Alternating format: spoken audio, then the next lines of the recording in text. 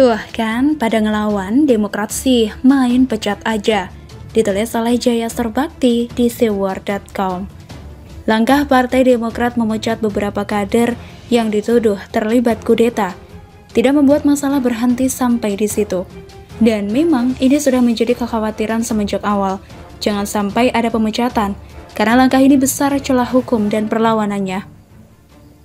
Tapi, Partai Demokrat sepertinya sudah terlanjur panik, sehingga langkah yang tidak sesuai dengan nama dan slogan mereka pun dijalankan juga. Tentu kita tahu yang namanya Demokrat itu adalah penyokong demokrasi. Yang namanya demokrasi itu ya pasti ada perbedaan pendapat di situ.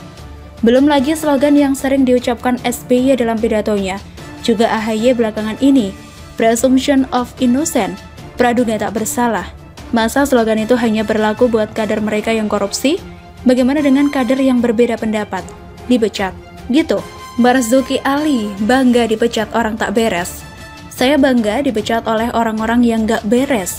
Para perampok partai, para tukang palak, gak malu saya atau dipecat, kata Marzuki kepada wartawan. Marzuki dipecat karena dianggap berucap dan bertindak terbuka tentang kebencian dan permusuhan kepada Partai Demokrat. Marzuki pun mengungkapkan alasannya bertindak seperti anggapan Partai Demokrat. Kelakuan buruk karena difitnah, ngomong difitnah itu. Masih mending aku ngomong ke atas daripada tukang fitnah. SBY itu harus tahu, ayat yang paling keras dalam Al-Quran itu adalah menfitnah. Menyatakan bahwa tukang fitnah itu tidak akan masuk surga kalau yang difitnah tidak memaafkan. Mau dibuktikan? Banyak, saya ada rekaman orang-orang lapor. Ada yang minta 500 juta rupiah. Ada 250 juta rupiah. Nanti malu dia. Marzuki mengaku akan membawa pemecatannya ke ranah hukum. Bahkan, dia juga berencana melaporkan orang-orang yang menfitnahnya terlibat isu kudeta. Salah satunya AHY. Kita pasti tegakkan, artinya kita dari sisi itu. Yang harusnya dipecat itu dia. Kita akan lakukan itu atau upaya hukum. Nggak mungkin enggak lah, kita tunggu SK-nya. Kalau nggak ada SK-nya, bohong aja. Itu satu yang memfitnah saya akan laporkan, terang Marzuki. Jadi sadar, pemecatan ternyata tidak cukup pengumuman, harus ada SK-nya. Layak ditunggu apakah Partai Demokrat benar punya nyali, memecat dengan SK atau hanya sekedar gertak sambal. Tapi setelah itu kepesertaan masih berlaku. Darmizal, kami tak akan tinggal diam. Pertama, saya ucapkan innalillahi wa inna ilaihi raji'un. Segala sesuatu datangnya dari Allah, dan pada akhirnya kembali pada Allah. Kedua, saya tidak bersedih, apalagi berduka atas pemecatan ini, kata Darmizal yang dikenal sebagai salah satu pendiri Partai Demokrat. Darmizal mengatakan pemecatan justru menunjukkan wajah asli Ketua Majelis Tinggi atau SBY. Ia menyebut SBY dan keluarga tidak demokratis dan anti kritik dalam mengelola partai. Lebih lanjut, Darmizal menegaskan tidak akan tinggal diam terhadap sikap arogan dan otoriter Partai Demokrat. Sudah kepalang basah, jadi mandi sekalian katanya. Maksudnya, para senior lainnya tidak akan segan-segan untuk membongkar semua dosa politik Partai Demokrat di depan publik dan segera tanpa terkecuali. Pemecatan ini bagi kami menjadi tonggak sejarah yang paling monumental. Semakin bergairah dan militan untuk melaksanakan kongres luar biasa guna mengembalikan hak kader, ucapnya. Yosudarso, perjuangan awal Demokrat tidak ada keringat SBY. Saya bangga-bangga aja, hari zaman now begini dipecat oleh partai seperti waktu zaman kerajaan. Kata Yus karena menilai pemecatan itu secara sepihak, dirinya tidak pernah dimintai keterangan. Dia pun mengungkapkan kembali, perjuangan Partai Demokrat hingga akhirnya lolos verifikasi atas perjuangan keringat dan darah kader Demokrat, minus keringat SBY di dalamnya. Dia juga bilang tidak pusing dengan gugat-menggugat. Dia hanya fokus pada upaya kongres luar biasa agar tetap dilakukan. Dan ada satu kalimat yang saya pikir dia paham apa yang dihadapi sekarang ini. Toh, setelah KLB dan semua teman-teman yang sama-sama dipecat akan diangkat lagi, ucapnya. Dari semua ini keyakinan yang dimiliki kader-kader yang dipecat ini, saya jadi bertanya, jangan-jangan cuma SBY, AHY, dan kader-kader muda saja yang tidak mengerti bagaimana sebenarnya mekanisme pemecatan kader dari partai? Kalau itu benar, bisa-bisa KLB benar-benar akan terjadi. Hati-hati dinasti JKS, harus punya plan B nih. Apa itu? Bikin lagu lah. Makin sengit, Marzuki Ali mulai iris tipis-tipis bobrok Partai Demokrat. Ditulis oleh Ferry Padri di sewar.com. Sudah jatuh tertimpa tangga, begitulah kata yang tepat untuk menggambarkan Partai Demokrat saat ini. Bagaimana tidak, jika Partai Demokrat di Amerika sedang berjaya, yakni kadernya Joe Biden berhasil terpilih jadi presiden, sementara Partai Demokrat di tanah air sudah di ujung tanduk. Partai itu nyaris saja gurem di pemilu 2019 lalu. Perolehan suaranya hanya mampu bertengger di posisi ke-7 dari 9 parpol yang lolos ke Senayan. Padahal 10 tahun sebelumnya, yakni pada pemilu 2009, partai ini berada di posisi pertama atau menjadi partai pemenang pemilu. Itu juga karena ulah kadernya sendiri sih, yang sudah dikasih kepercayaan untuk menjabat malah korupsi gila-gilaan. Seperti yang dilakukan oleh Anas Urbaningrum, Angelina Sondakh, Jero Wacik, Sultan Batugana, Andi Malarangeng, dan lain-lain.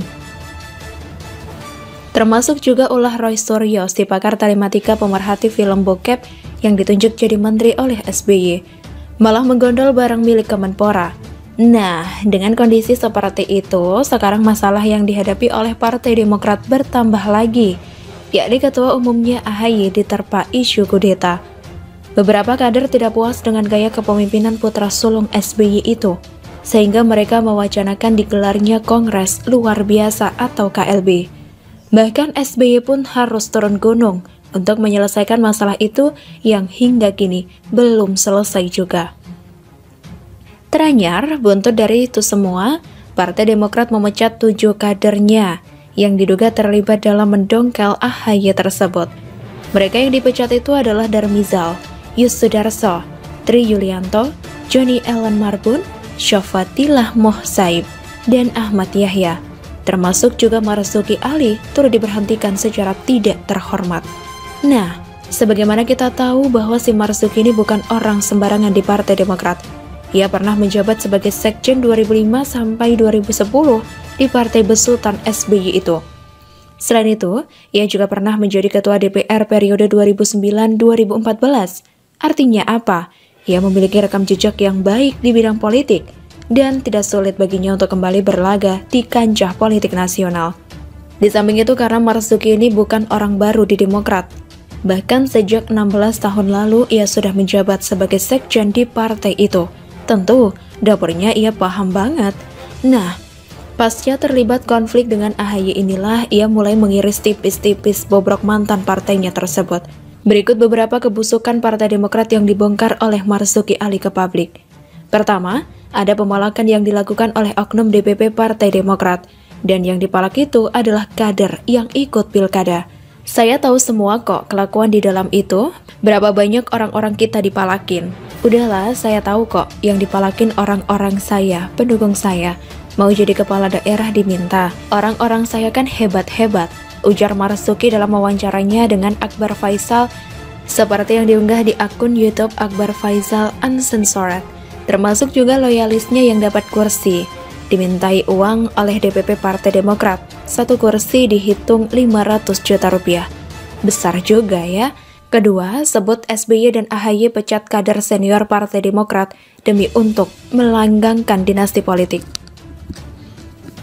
SBY dan AHY melakukan pemecatan kader senior untuk memuluskan langkah dinasti dan oligarki mereka di Partai Demokrat, ungkap Marzuki tanpa tedeng aleng-aleng 26 Februari.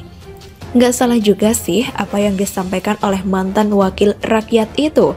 Coba perhatikan, bapaknya jadi ketua majelis tinggi Partai Demokrat, anaknya yang pertama jadi ketua umum, sedangkan anaknya yang kedua jadi wakil ketua umum.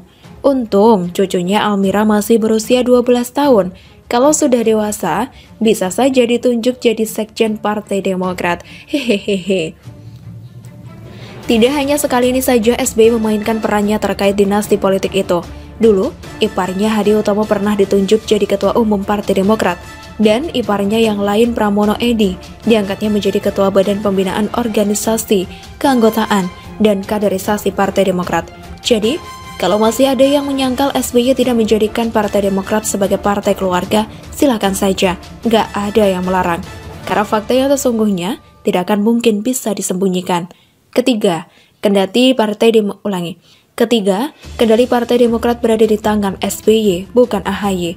Meskipun yang jadi ketua umumnya adalah AHY. Lah, semua kendali SBY. Lo pidato AHY soal kudeta kemarin aja itu dibikin SBY kok. Nggak usah kita bohong-bohongi. Semua yang di dalam tahu kok itu pidato SBY yang nulis. Sudahlah, sebenarnya semua itu masih SBY, cuma figurnya AHY. Tutur Marzuki lagi. Hahaha. Dan ini bukan yang terakhir loh yang akan diungkap ke publik. Pak Marzuki juga sudah berjanji akan membongkar apa saja kebohongan-kebohongan yang telah dilakukan oleh SBY selama ini. Partai ini kan partai terbuka, siapa saja bisa masuk, tapi Pak SBY menjadikan ini partai dinasti. Jelas kok, kalau lihat janjinya, disitulah saya bilang rezim ini, rezim pembohong. Nanti saya buka satu-satu pembohongnya SBY itu, ujar Marzuki Ali menyebar ancaman kepada Jenderal Bapur tersebut. Sepertinya bakal seru juga nih, kalau bobrok SBY satu persatu dibongkar ke publik. Jreng, hehehe, hajar terus Pak Marzuki. Partai Demokrat memang agak aneh sih belakangan ini. Para senior dan dewan pendiri kok malah dipecat, sementara anak ingusan dan bau kencur malah diangkat jadi ketua umum. Intinya, pendiri partai dipecat pendatang. Hahaha.